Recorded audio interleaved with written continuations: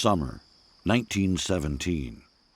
The fertile plain in the shadow of the Mount Logan Range in south-central Ohio is abuzz with activity.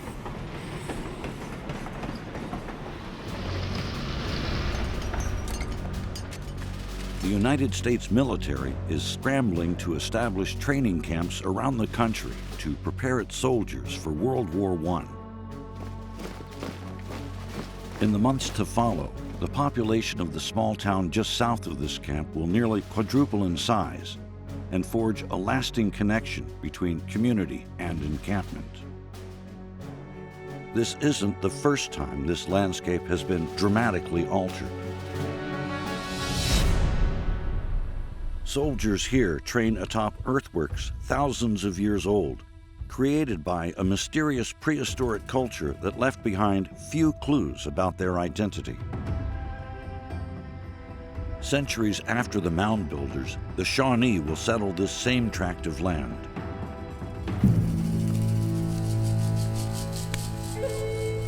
The Shawnee named their principal towns Chillicothe, a word that would soon find itself anglicized as American settlers racing into the newly formed Ohio Territory sought to establish a principal settlement of their own. Recognizing the value and potential of this area, that principal town was founded in 1796 and named Chillicothe.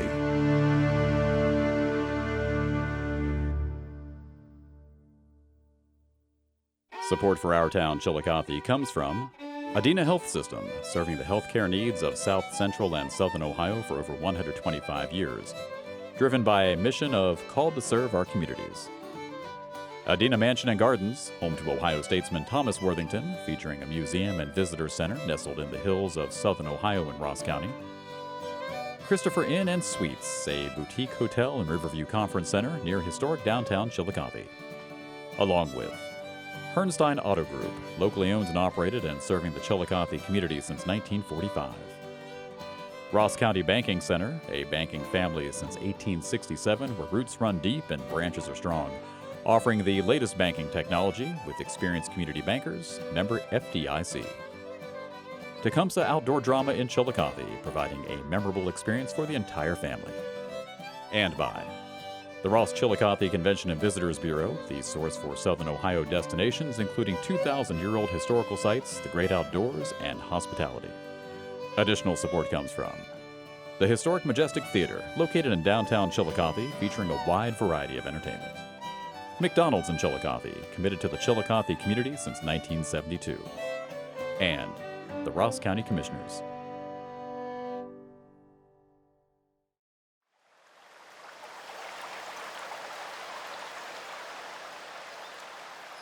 This valley, along the Scioto River and Paint Creek, has long drawn settlers. It's the place where the glaciers began to retreat and where the foothills of the Appalachians meet the glaciated plains. You have both hills that are almost mountains here, and then this wide open plain, and that's due to the Taze River Valley. It's a very ancient river that flowed the opposite way of the Scioto today. Centuries before Alexander led the Greeks through Egypt, the Adena thrived along the banks of the Scioto. Long before this was the site of training exercises for soldiers in World War I, these mounds were a sacred place for the land's native inhabitants. The Mound City Group is sort of the centerpiece of Hopewell Culture National Historical Park, and this place was, 2,000 years ago, a religious center of a Native American religious movement that really swept all across eastern North America.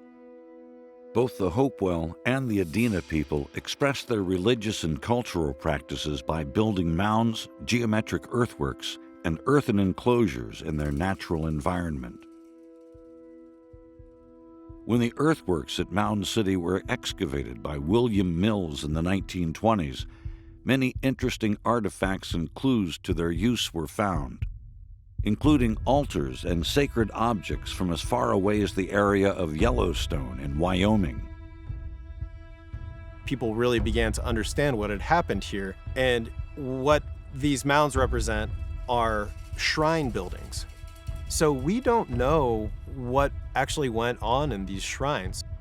While these buildings eventually had cremations in them and had all these sacred objects laid out, these shrines that eventually became mounds may have served all sorts of ritual purposes, including many things during life and not just after life. Historians don't have any written records or languages for the groups. Hopewell and Adena are names that were given to these groups much later on by white settlers in the region.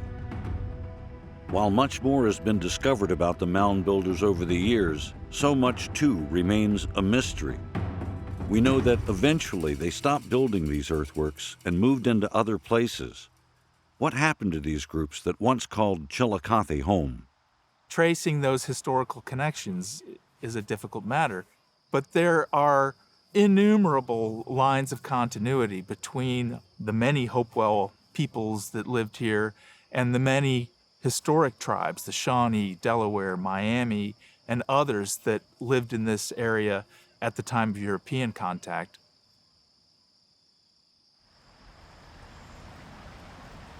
Over centuries, the Adena and Hopewell were replaced by new cultures, but the land and river remained a constant thread between them. In the 18th century, the Shawnee once again made their home in the Ohio country. They had been driven out of the area by the Iroquois during the Beaver Wars a generation prior. When they returned, they established new communities throughout the region, naming their principal towns Chillicothe, a name that was used for many of their settlements, including one at the junction of Paint Creek and the Scioto. In 1768, a child was born into the Kispoko band of Shawnee warriors. His parents gave him the name Tecumseh, meaning shooting star. When he was just 6 years old, his father, Puckshenwa, died fighting colonists at the Battle of Point Pleasant in modern-day West Virginia. The boy was then raised by his elder brother Chisikau, himself a legendary chief who would suffer the same fate as their father, dying at the hands of Americans in 1792. With his father and brother dead, young Tecumseh joined the legendary Shawnee warrior chief Blue Jacket in armed resistance to the American invaders who had killed his family and who now threatened the very existence of the Shawnee people. When the American Revolution broke out, many Shawnee allied themselves with the British and launched raids into Kentucky, hoping to drive out the colonial invaders.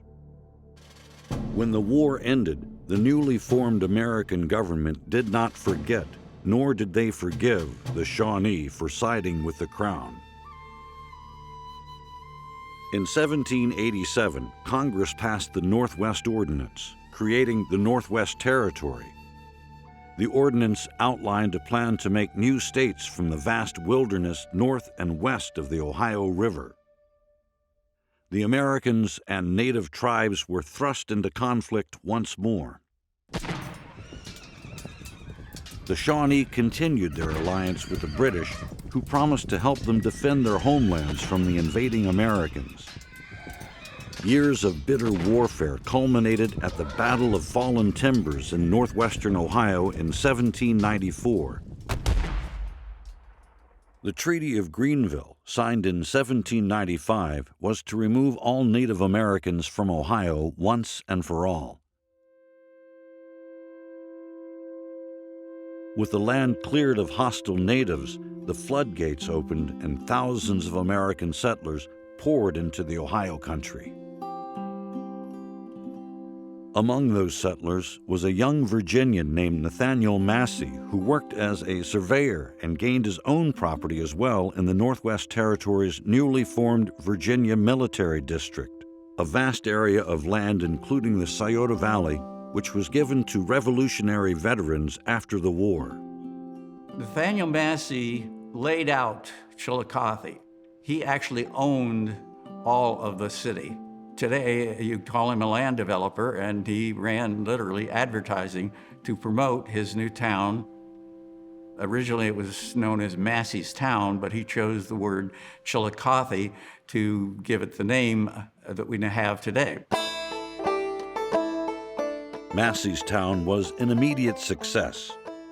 Its position on the Scioto allowed agricultural products from the nearby plains to reach distant ports along the Ohio and Mississippi.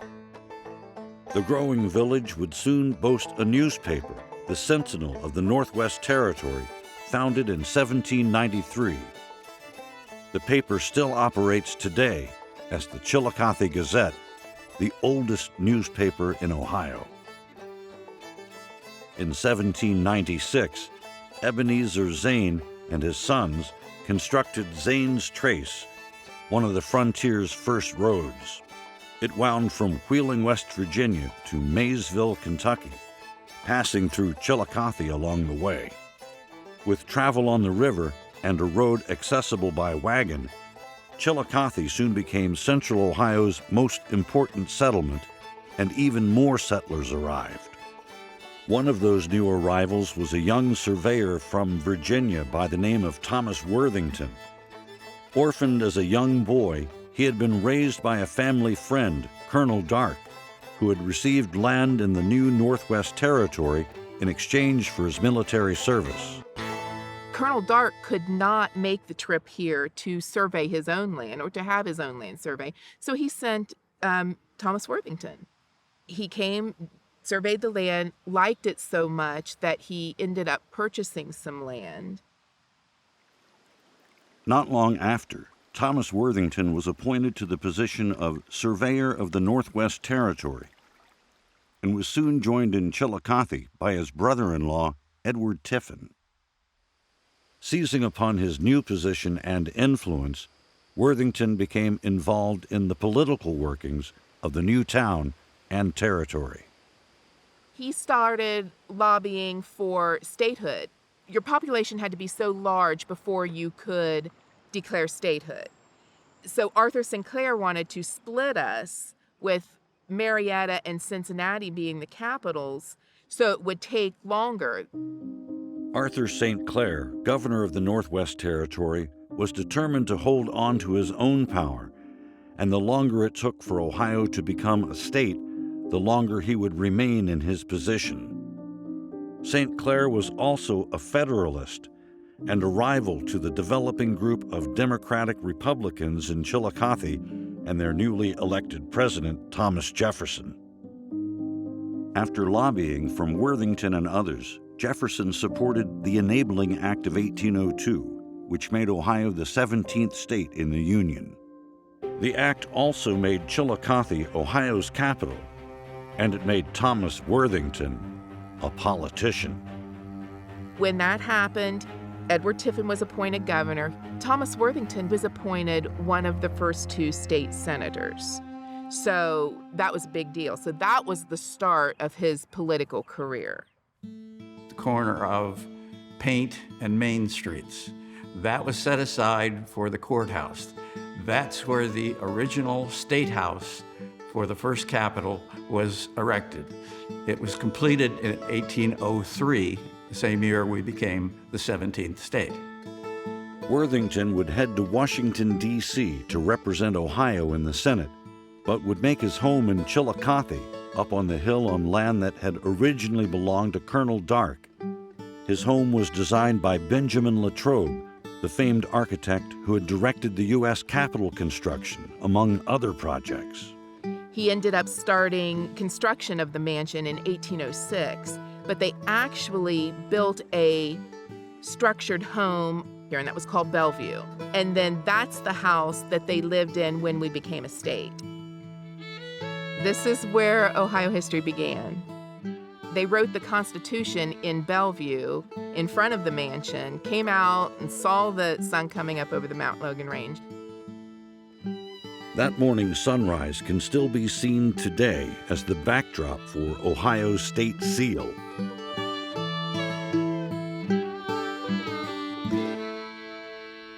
Originally, Worthington's estate was to be called Mount Prospect, but he later changed it to Adina, a word taken from Hebrew meaning delicate, soft, delightful, or luxurious. Located on the Adena estate was an ancient mound measuring 26 feet high.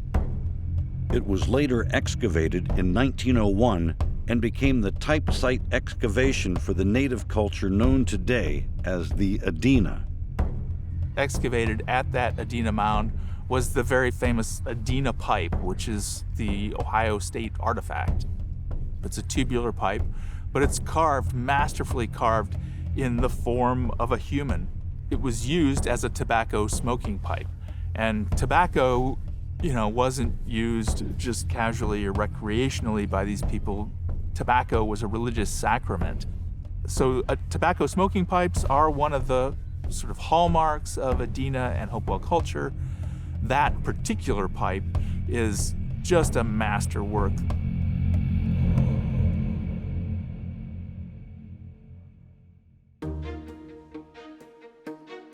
Worthington was but one of many important figures from the early statehood period from Chillicothe.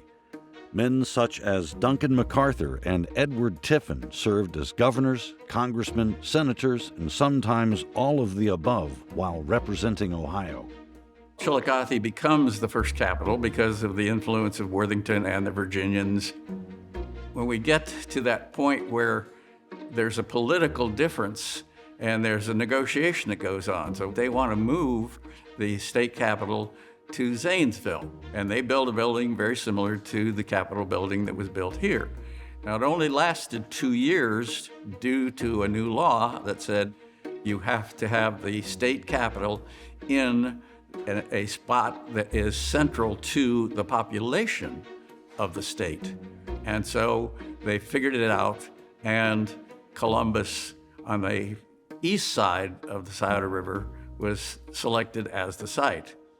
Thomas Worthington himself helped prepare the new state capitol grounds. Worthington was a respected figure in many political and social circles. He was instrumental in Ohio's early statehood and its politics on a national level, but also in relations with the Shawnee. In 1807, Worthington hosted several leading Shawnee at his new home, Adena. Tecumseh and his other chiefs, they all came up here. They went for a walk, Thomas Worthington and Tecumseh, and they were talking, and that is when he gave him the tomahawk and said that he would not raise his tomahawk to him in battle. By the time of that meeting, Tecumseh had become a central figure in the resistance to westward expansion by the Americans. The defeat at Fallen Timbers, the founding of the Northwest Territory, and Ohio statehood had all pushed his people out.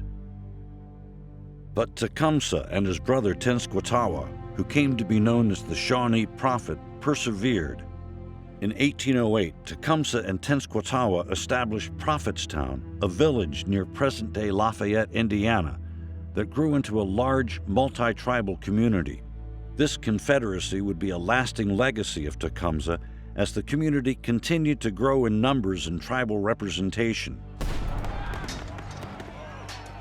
The Battle of Tippecanoe in 1811 would see the destruction of Prophetstown by William Henry Harrison and the Americans. And when war between England and America broke out in 1812, Tecumseh joined his cause once again with the British. We were forcing them out. We moved in on them. They thought this was their land.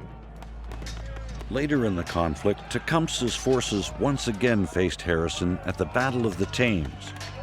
On October 5, 1813, in one of the war's turning points, Tecumseh was killed, and with him, the hopes of organized resistance from Native Americans passed as well. He is a man who had a vision and understood that there are big things in this world and in this life that you cannot accomplish on your own, that you need other people to come together with you. You know that famous quote of his, "A single twig is easily broken, but a bundle of twigs is strong." Tecumseh's legacy endures to this day at the Sugarloaf Mountain Amphitheater in Chillicothe, where the outdoor drama bearing his name has been drawing crowds every summer since its premiere in 1973. There's something about this story that I think speaks to everybody. This idea that community is more important than self. I think no matter what your background is, there's something about that will speak to you. The War of 1812 would also bring Chillicothe its first of many military facilities, a simple stockade to hold British prisoners of war named Camp Bull.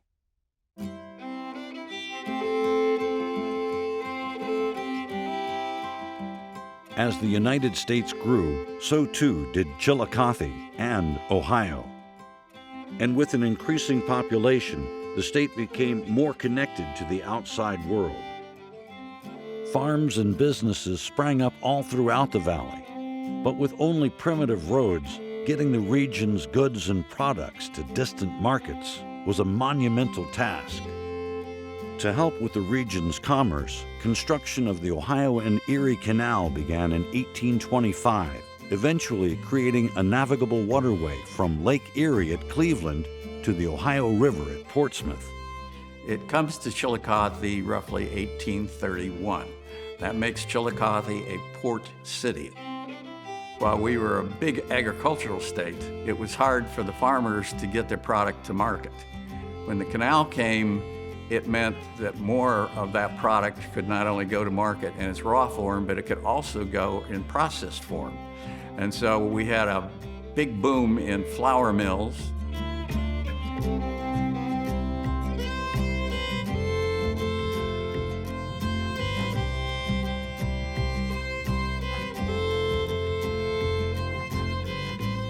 The path of the canal is familiar in the town's landscape today.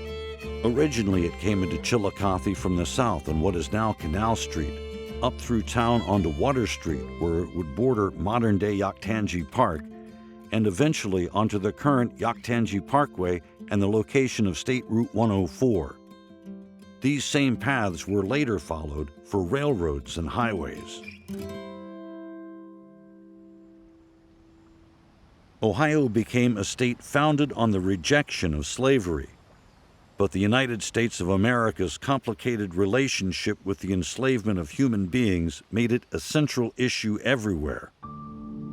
As a free state, Ohio would be home to many former enslaved people who had left the South and started a new life within its borders. Some were born there, while others were forced to come, brought along with their masters to their new homes. It had to be psychologically shocking, because a good number of the people had been enslaved. And when they came, of course, to Ohio and to Chillicothe, slavery was not legal, so they were not legally enslaved. But in many cases, they were still tied to their former masters. While they may have been considered free, Ohio's black residents were required to be registered and pay a bond of $500, quite substantial for the time. Despite these so-called black laws, the population of free black residents in the Scioto Valley continued to grow. Among them was David Nickens. Born enslaved in Virginia in 1794, Nickens and his parents became free and moved to Chillicothe around 1806. His house was on what we now call Fifth Street. He was involved not only as someone who talked about ending slavery, but also who actually acted as a conductor and whose house was used as a station on the Underground Railroad. Nickens gathered with other community members and founded Chillicothe's Baptist Church in 1824. He then became the first black ordained minister in Ohio. Institutions like Nickens' church acted as a magnet, bringing other formerly enslaved people to the region. Madison Hemmings and his brother Eston were freed around 1827 in Virginia. They left their plantation to live in the town of Charlottesville with their mother Sally. When she passed away in the late 1830s, the brothers moved to Chillicothe, where they purchased land. Eston stayed for about 11 years before moving on to Wisconsin. Madison stayed in the area until his death in 1877. Their names appear in the records of the early black communities in the Chillicothe area, and rumors of their father's identity were occasionally passed around. I was working on my own genealogy. I think it was the 1870 census. It had the families listed, and then in the margin of this one entry, it said, "This man is son of Thomas Jefferson." And I went, "What? What is this?" And I'm looking, and going in, and it said Madison Hemings. And then we knew that when he moved here, people knew who he was. The story of Madison being Jefferson's child was apparent. In the mid-1800s, a movement began to create a colony of formerly enslaved people in Liberia on the west coast of Africa. A young black teacher in town would eventually become a part of that young nation's history. Edward Roy lived here in Chillicothe, and he advertised for pupils because the education at that time for people of color was like nothing. He caught the message of the colonization folk, and he became convinced that the only help, the only freedom that people of color were going to get is if they did go to Africa. And he consented to go. Because he was educated, he was able to get involved in the government and actually became the 5th president of Liberia. Unfortunately, and we think this was political, he was found dead of peculiar circumstances.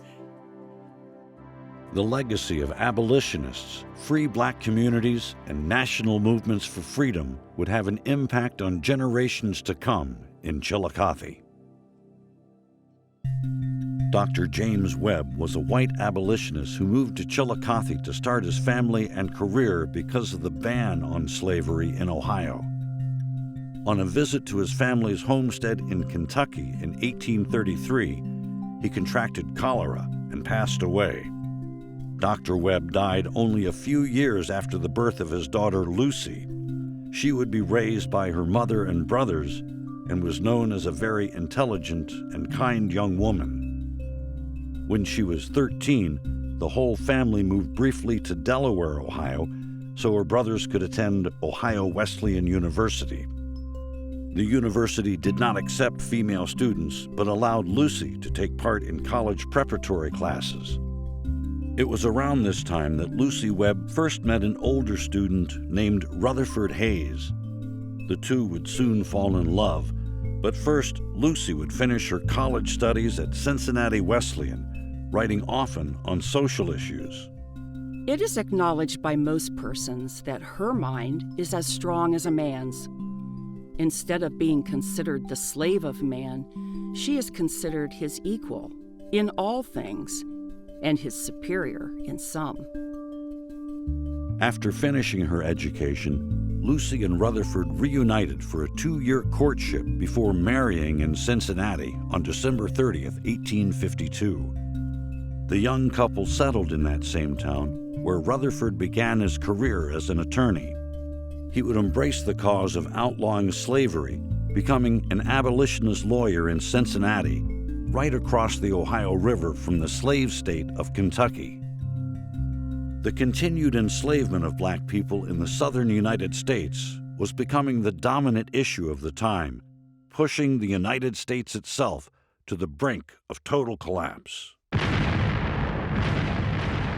The first shot of the Civil War rang over Fort Sumter in April 1861. The 73rd Ohio Volunteer Infantry was organized in Chillicothe later that same year.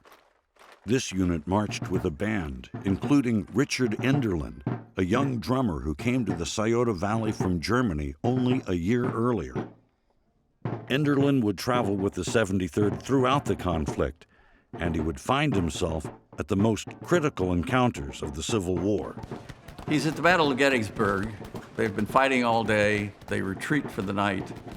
They can hear those who were wounded out there where the battle was taking place. And one in particular is George Nixon, who is from Vinton County.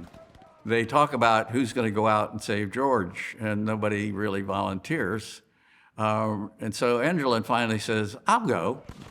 He finds George, he pulls him up on his back, and he crawls 200 yards back.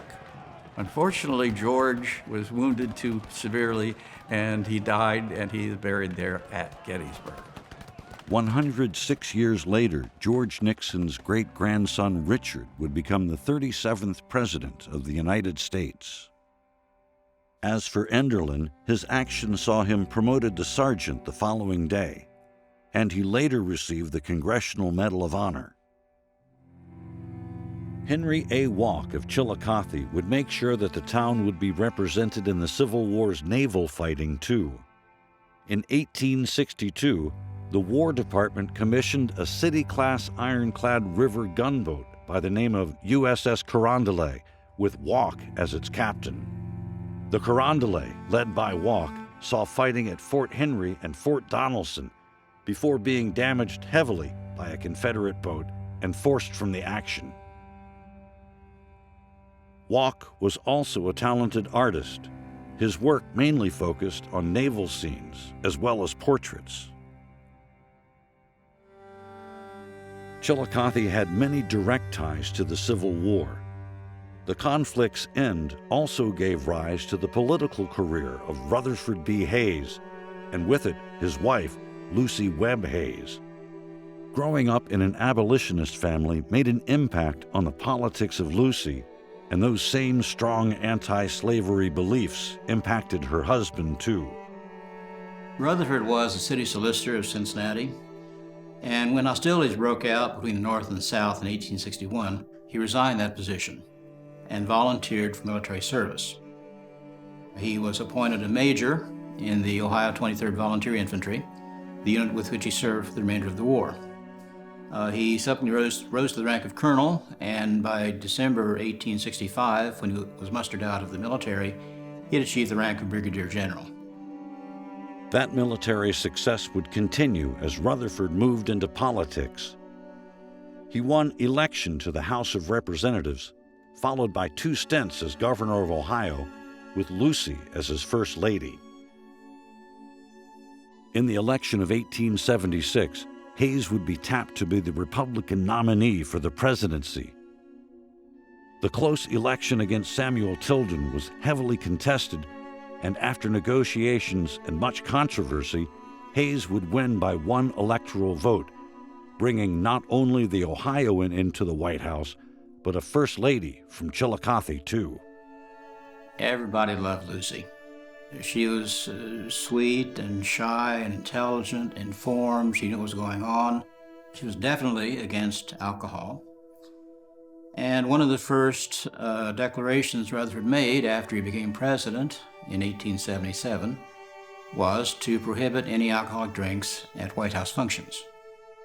Rutherford B. Hayes would decline a second term, and he and Lucy would leave the White House in 1881 and return to their home at Spiegel Grove near Fremont, Ohio. Lucy would pass away in 1889, leaving a rich legacy behind. Her childhood home stands to this day as the Lucy Hayes Heritage Center on 6th Street in Chillicothe.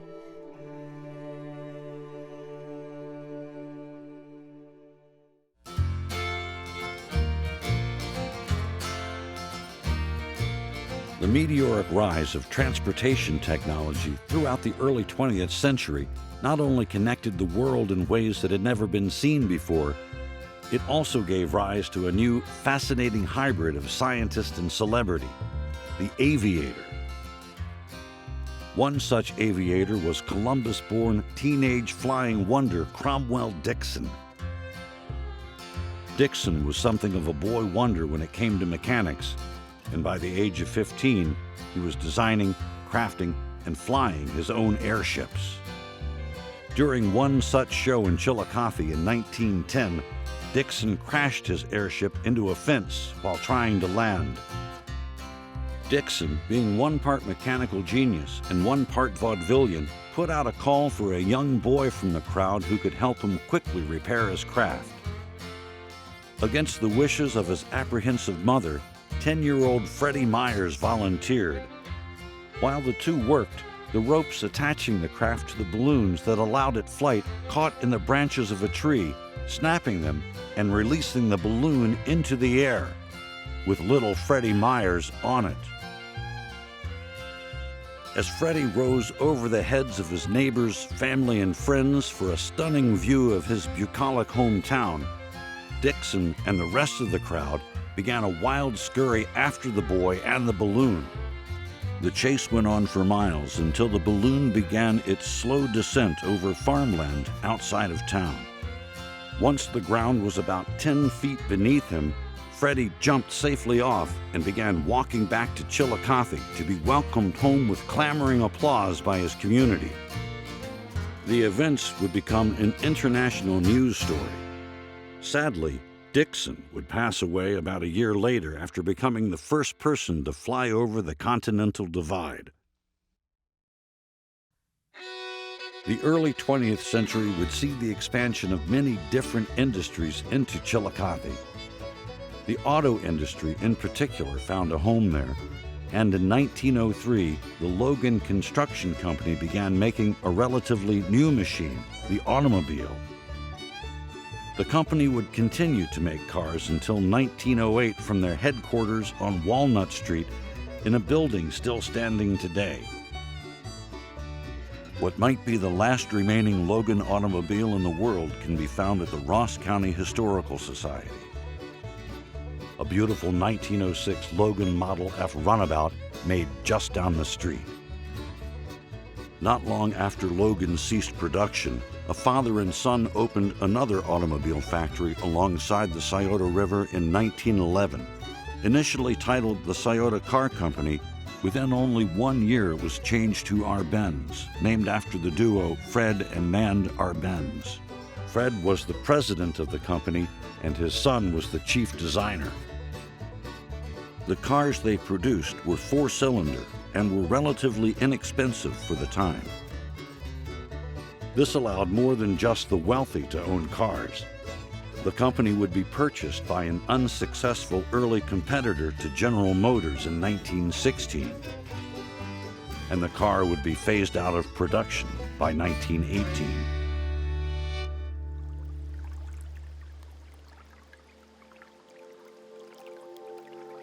The Scioto River would bring so much to the community of Chillicothe, but the power of the mighty river would make itself known to the city many times over the years.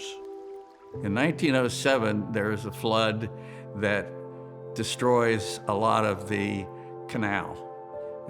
It just washes out the banks. The canal itself that's sitting up high on Water Street, the side of it goes out and it flows down into the lake that's in the park. The 1913 flood comes along, but this time a number of the creeks have been covered over and they run underground through the city. And the one in particular, the flood was so powerful it literally caused the street to erupt and took away the fronts of all the buildings. As the water rushed through the town in March of 1913, Silas Pyle hopped on his boat. Water, gas, and electricity were shut off for 3 days, and all the railroads were blocked. The only communication to the outside world was through one phone connecting to Cincinnati. Silas Pyle was an expert boatsman and former bartender in the city. When the flooding was at its worst, Pyle came across many others who needed his help. After he rescued 25 people, a mother and baby were on board when his boat couldn't handle any more of the raging waters and capsized on Hickory Street. The 3 were carried down the street as bystanders on rooftops desperately tried to help. One of the refugees was able to hoist up the mother and baby with a blanket and bring them to safety. Pyle, however, was able to grab onto a nearby awning on one of the storefronts, but lost his grip before he was able to be pulled up and continued floating down the street. Another bystander tried to reach Pyle with the handle of a rake, but the running water carried him just out of reach.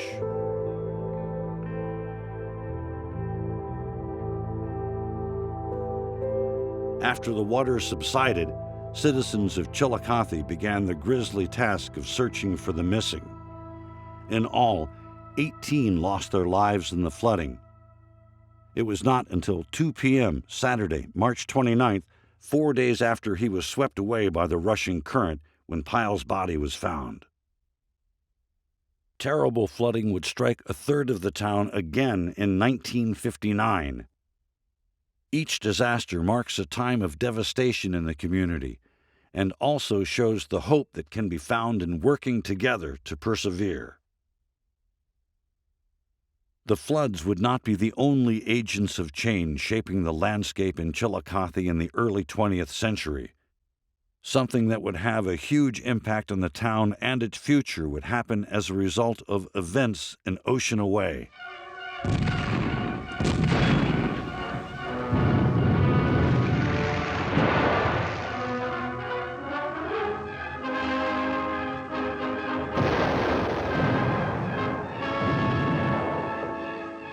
The entrance of the United States of America into World War I would bring the global conflict directly to Chillicothe. The war's declared in April 1917, and there was a need for encampments around the country. They actually lobbied to get the location. There was land, there were all the things that were really needed, the pieces, because there's close to 10,000 acres that make up Camp Sherman. So it was a significant amount of land that was necessary. Named for the Ohio Civil War hero William Tecumseh Sherman, the camp would be built just north of town by over 5,000 construction workers. Nearly 2,000 structures would be built in only a few months' time. It's estimated that a total of over 123,000 people came through Camp Sherman before the war's end in November 1918. At most times, it contained at least 30,000 men, much larger than the population of Chillicothe.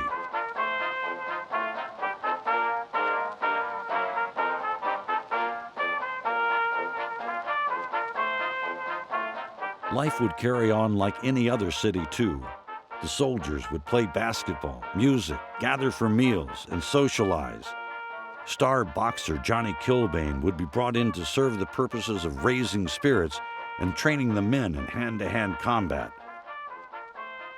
21,000 officers and soldiers would even get together to create a giant man-made image of beloved American President Woodrow Wilson on Camp Sherman's grounds. Even with all those activities, homesickness would still find its way to the camps. So it was often small acts that would go a long way. Streets near barracks named for the towns that the soldiers came from, or occasionally a larger action, a cause taken up by one person, like Chillicothe's Burton Egbert Stevenson. Stevenson had become the director of the Chillicothe Library in 1899. As soon as World War I started, he was thinking, what's something I can do to really help with this camp and give to the effort? He was already too old to be a soldier. So he came up with the idea of the library. So he actually started a campaign, a national campaign, and brought in over 40,000 donated books. So there were 22 different locations, many libraries across the Camp Sherman campus, which is a huge campus. The main library, the building, is the only building that's left from that original camp. He wanted to make sure that every soldier at that camp had a newspaper from his town. So every town that was represented by a soldier also had a local newspaper, so people could keep up with what was going on at home. Word of Stevenson's expansive library collection soon spread throughout the country, and he began to gain national attention. Congress and the American Library Association heard about this. The Librarian of Congress actually came to Chillicothe, saw it, thought it was a great idea, and invited Stevenson to go to Paris to open the American Library in Paris. Stevenson would run the libraries in both Paris and Chillicothe for many years, all the while continuing the prolific writing and publishing of his own literary work. All this time he was writing novels and publishing a lot of fiction that was popular at the time, common tropes that we still read about today. There was a book about a vampire, there was a book about cursed Egyptian tombs. He was writing things that a modern audience would still be familiar with. As a librarian, he was collecting quotes, and everyone's heard of the Bartlett Book of Quotations. Well, there was also the Stevenson Book of Quotations, which was just as popular as the Bartlett book at the time. Burton Stevenson had an incredible career, writing over 50 books, including at least one adapted into a movie. And he served as the director of the Chillicothe Library the whole time for 58 years.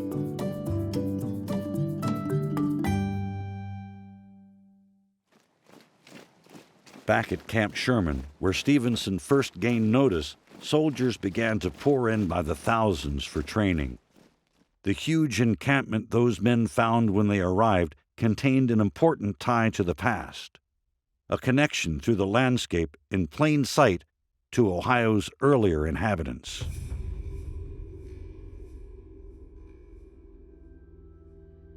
The black soldiers of the 325th found themselves standing on the sacred mounds of the indigenous people of Chillicothe. This represents a part of Camp Sherman where some of the few black African-American troops were quartered. The mounds were simply in the way of building things, and their construction methods were for rapid construction of these barracks, and it was a standard form that they were doing all over the United States. They just had post structures as opposed to building basements or foundations. So that avoided damaging these things, but in some cases they avoided the mounds because they're physically in the way. The 325th, they were the only black Signal Corps regiment in World War I.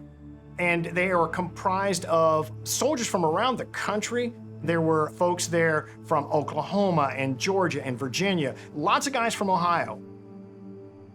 They were considered to be an elite group of soldiers. They were highly educated.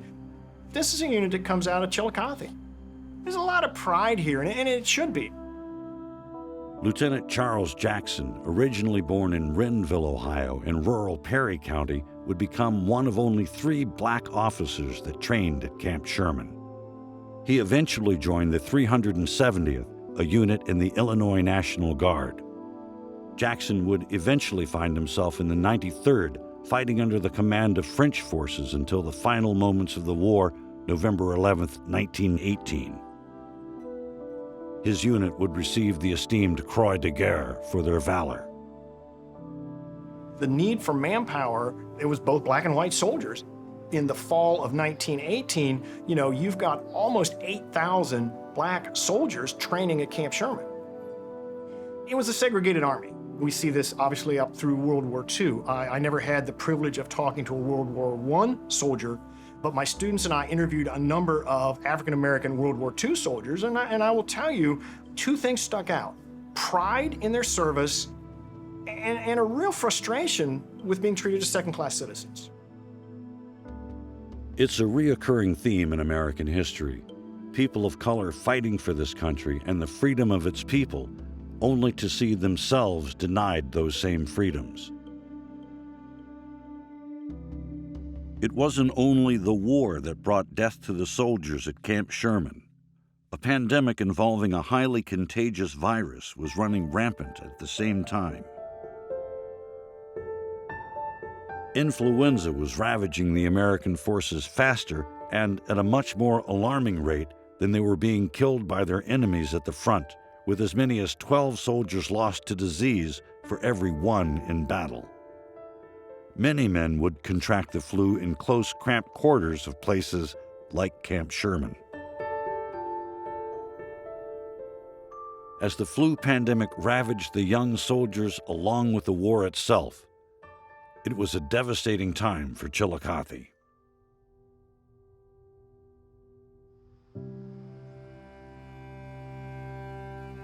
The massive amount of land that Camp Sherman had been on would play into the future of Chillicothe after World War I was over. Still under lease to the federal government, it became the perfect location for a new project. The land around the Camp Sherman Hospital would receive funding from the United States government and President Warren G. Harding to become a veterans hospital. It opened in June of 1924 as the Chillicothe VA and still operates today as a crucial piece in taking care of the veterans of this country. On that same tract of federal land that once trained the soldiers of World War I, 2 prisons would also eventually be built. The Chillicothe Correctional Institution once held Charles Manson briefly earlier in his life, in 1952. In 1989, country singer Johnny Paycheck spent 22 months there after being convicted of a shooting in Hillsborough. Born in nearby Greenfield, paycheck would bring his good friend, the legendary Merle Haggard, to the prison for a concert. Another company whose story is tied with this city originally began in 1846 in Dayton, Ohio. Colonel Daniel Meade founded a paper business with partners, and the business grew over the course of several decades. Meade bought out the others slowly, and in 1882 was reincorporated as the Meade Paper Company. Meade upgraded his original Dayton mill, and around the same time in 1890 he was passing through Chillicothe via train when he noticed the city's own paper mill. And he said, I think I'll buy it, and he did. Meade becomes a major industry here in the city, and there was another company called Chillicothe Paper Company, sometimes known as Chilpaco, which was across the road. That eventually is bought up and becomes part of Meade. The company would grow in size and notoriety as the century moved along. Meade acted as one of the city's largest employers and grew as it purchased smaller companies as well. But in 2002, it would combine with the huge company West Vaco to create Meade West Vaco. They would sell off their paper business, plants, and timber in 2005 and continue to change hands. Currently, Pixel operates its paper business out of the longtime plant on the city's south end. Much like those companies carrying on the city's paper mill traditions, the early automobile companies making the Logan and the R-Benz were not the only vehicles that would be made here in Chillicothe. In 1974, the successful longtime semi-truck manufacturer Kenworth would open a huge plant in Chillicothe. They have designed commercial trucks for most purposes and places you can think of, even one time doing a custom truck for the famous country band Alabama. Almost 50 years later, that plant remains in the community, and in 2019 broke ground on a cutting-edge new facility next door to its current location.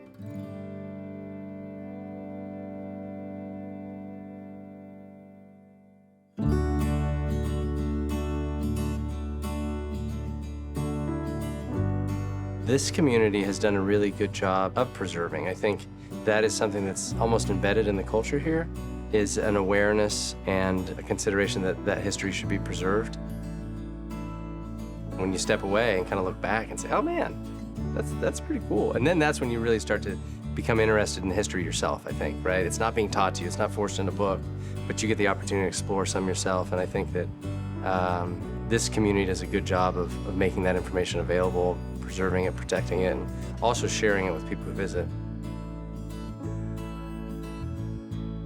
And I don't think it was an accident that when Nathaniel Massey in 1796 established his community here, he intended this community to be a principal town.